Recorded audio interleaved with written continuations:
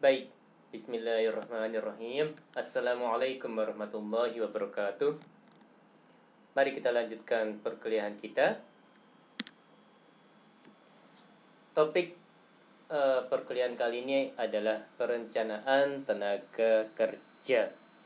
Ya, materi ini saya dapatkan dari internet dengan sumbernya adalah sebagai berikut. Poin-poin terkait dengan topik ini adalah Human Resource Planning atau HRP. Kemudian ada Manpower Planning. Merupakan suatu proses yang bertujuan untuk menyediakan sumber daya manusia yang adekuat sesuai dengan kebutuhan. Pengertian dari adekuat adalah sesuai dengan kebutuhan, baik dalam hal jumlah, kualifikasi maupun saatnya atau timing ya, Mas dan Mbak sekalian. Oke. Kegiatan ini menjamin kontinuitas ketersediaan tenaga kerja yang terampil, berkemampuan dan berpengalaman sehingga memungkinkan. Oke, saya ulangi lagi. Kegiatan ini menjamin kontinuitas ketersediaan tenaga kerja yang terampil, berkemampuan dan berpengalaman sehingga memungkinkan Departemen Personalia menarik tenaga kerja (TK) yang tepat pada waktu yang tepat, fungsi staffing, dan kemudian meningkatkan efisiensi. Oke, manfaat dari HRP, ya ada beberapa poinnya Mas dan Mbak ya. Ada meningkatkan pemanfaatan SDM lebih efisien dan efektif, menselaraskan aktivitas-aktivitas manajemen personalia dengan tujuan-tujuan organisasi di masa yang akan datang secara efisien, kemudian menarik dan mempekerjakan tenaga kerja baru secara ekonomis, mengembangkan informasi manajemen personalia untuk membantu aktivitas personalia lainnya dan unit-unit organisasi lainnya. Kemudian ada mengkoordinir program-program manajemen personalia yang berbeda-beda. Kemudian tenaga kerja dapat mengembangkan dirinya dengan lebih baik dan terarah. Ya, istilahnya career planning ya, Mas dan Mbak. Kemudian meningkatkan kepuasan kerja.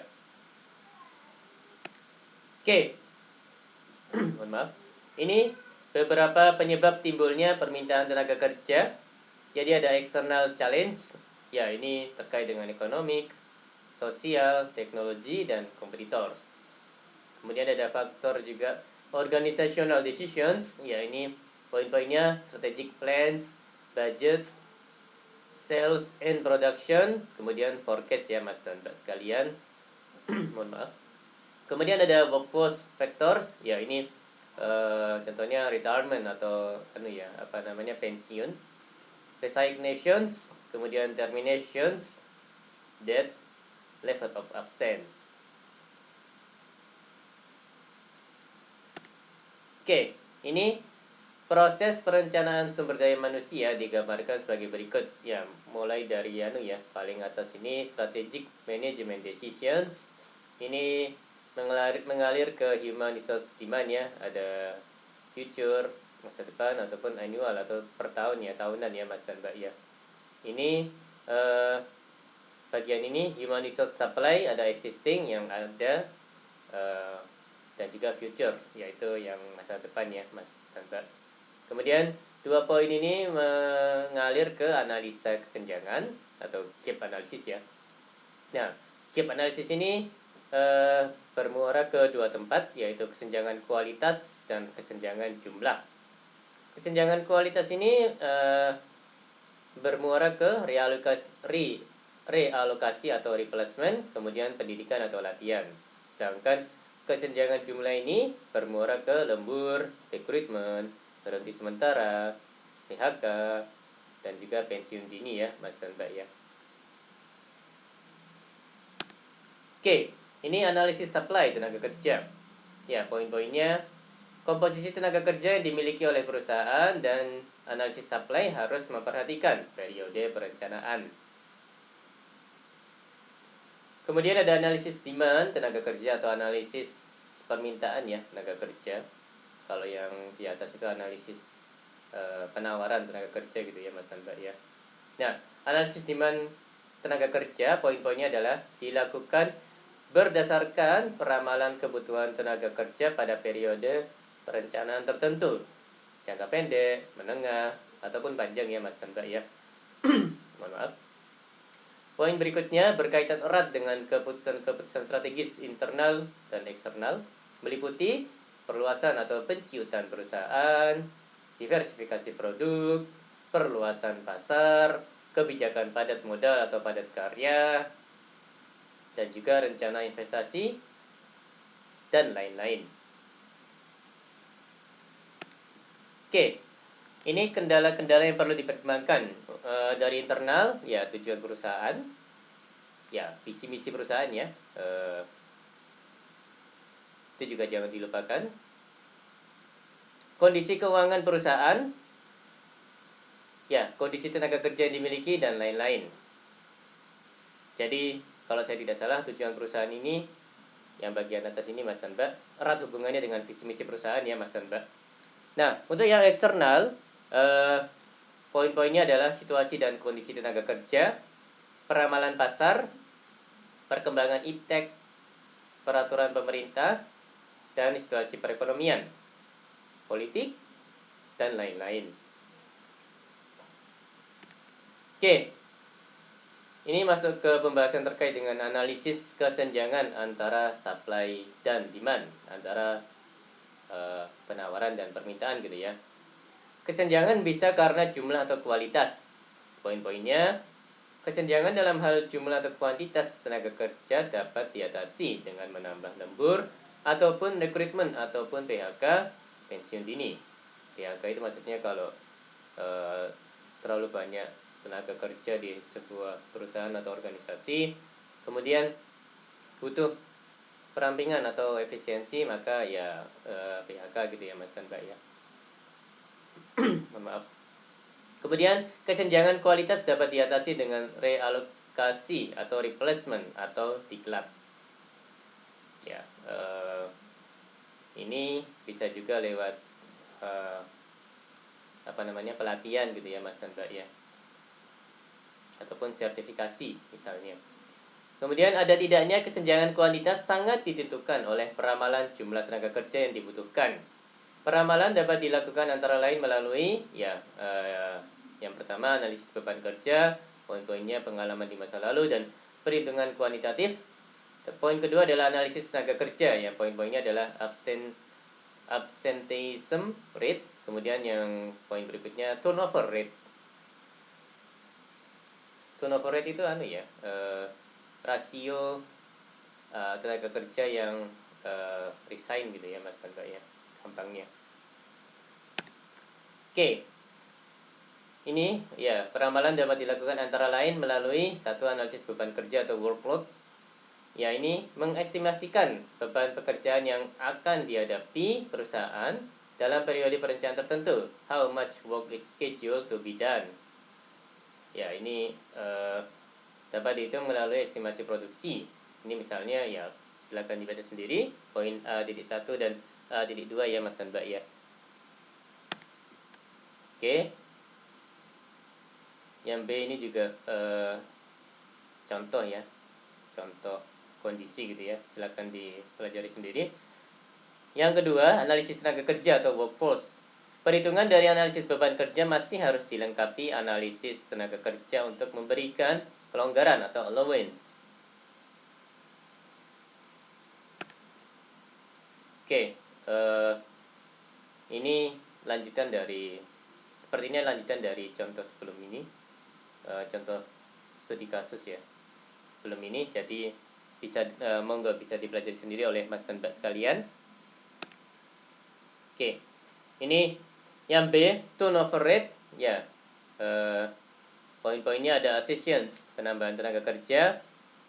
Accessions rate ini rumusnya adalah jumlah penambahan tenaga kerja dibagi dengan jumlah tenaga kerja rata-rata dikalikan dengan 100%. Jadi munculnya nanti dalam persen ya Mas dan Mbak ya.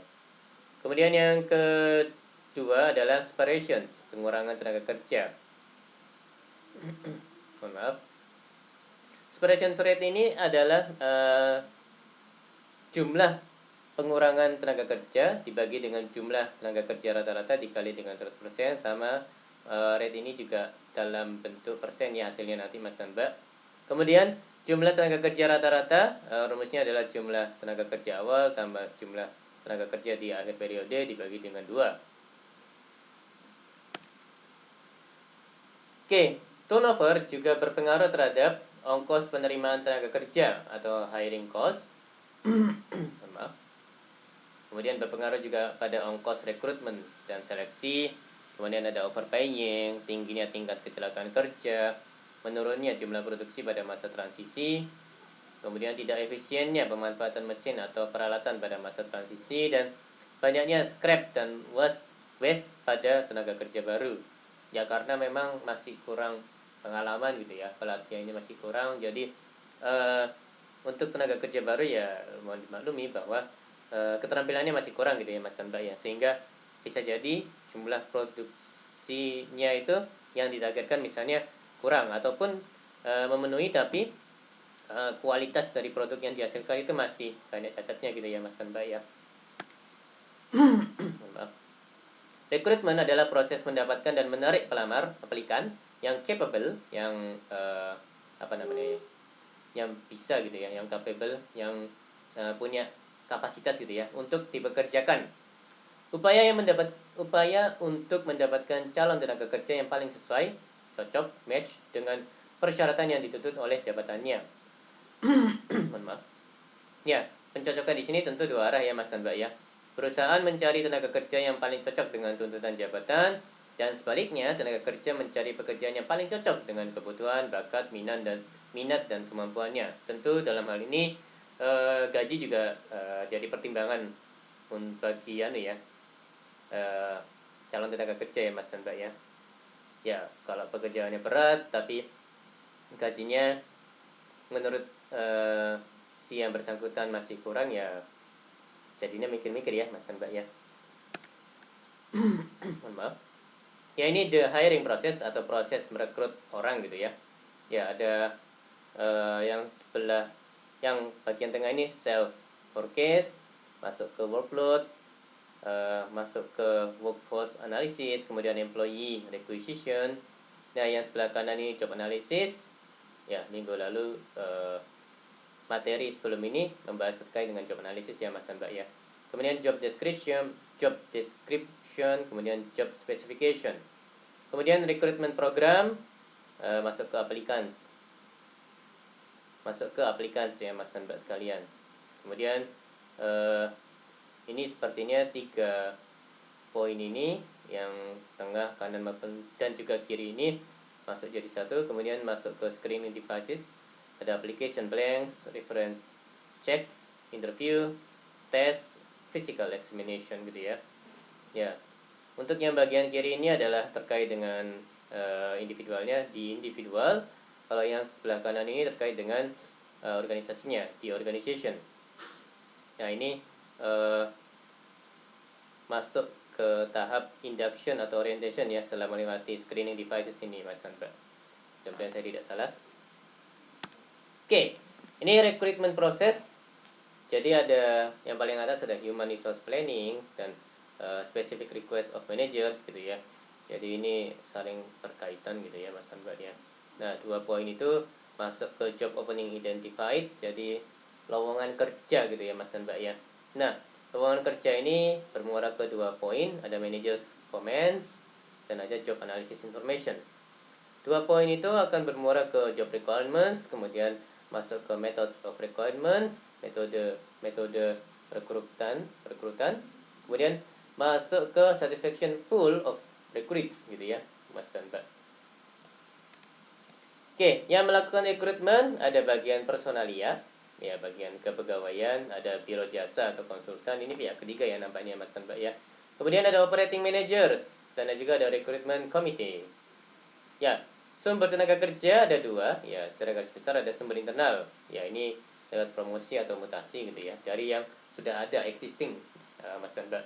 Kalau yang sumber eksternal ada newcomers, ya tenaga kerja baru ya, para penganggur, kemudian tenaga kerja di perusahaan lain tetapi tidak puas di tempat kerja tersebut tenaga kerja senang bidang-bidang kerja dan pembajakan tenaga kerja qualified gitu ya. Ya, tentu kalau yang dibajak itu tenaga kerjanya tidak qualified, ya buat apa gitu ya Mas dan Mbak ya. Lagi kalau misalnya di internet sudah ada yang lebih bagus gitu ya. Karena menggunakan sumber tenaga kerja dari luar itu dikhawatirkan cost-nya, biayanya akan lebih besar jika dibandingkan menggunakan sumber tenaga kerja dari internal atau dari dalam perusahaannya yang sudah ada Mas dan Mbak. Oke, jika berasal dari dalam perusahaan, melihat catatan kepegawaian, personal record, ya achievements gitu ya. Jadi bagaimana performansi sebelum ini. Jika berasal dari luar perusahaan, ya ini poin-poinnya: cara informal, melihat arsip pencari kerja di Depnaker, bekerja sama dengan biro jasa atau perusahaan sejenis, memasang iklan atau advertensi, dan lain-lain. Contohnya komputer matching service, internship, mahasiswa kerja praktek.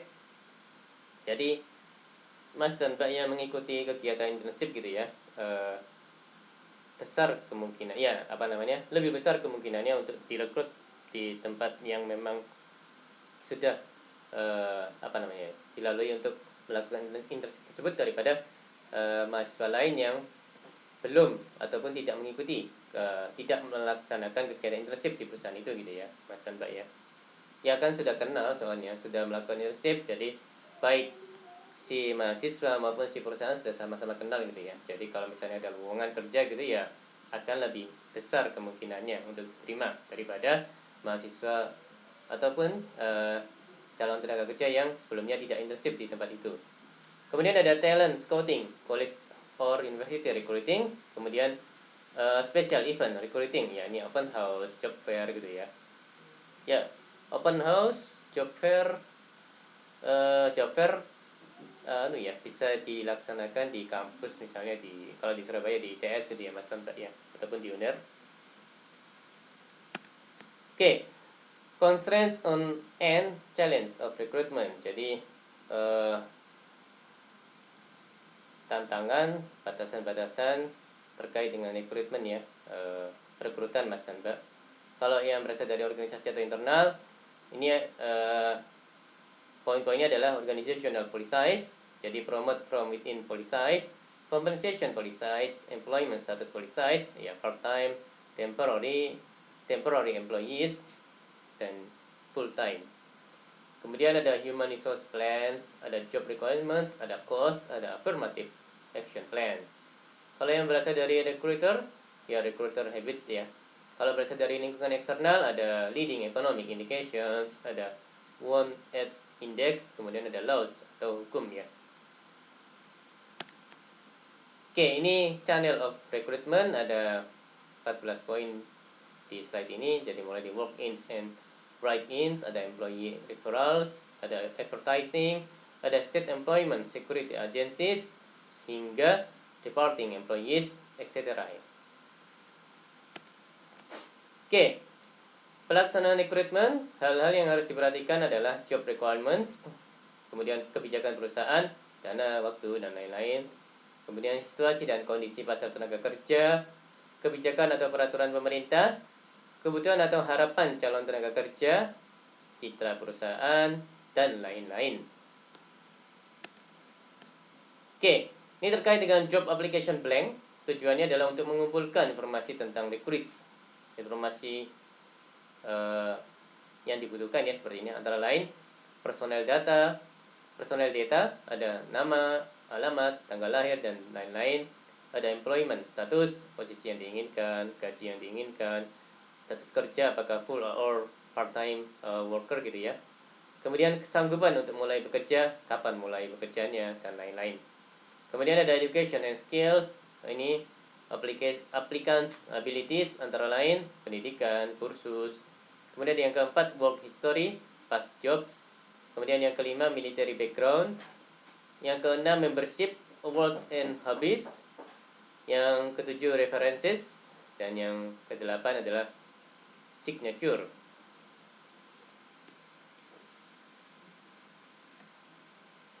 Baik, demikian perkuliahan kali ini Mas dan Mbak sekalian ya.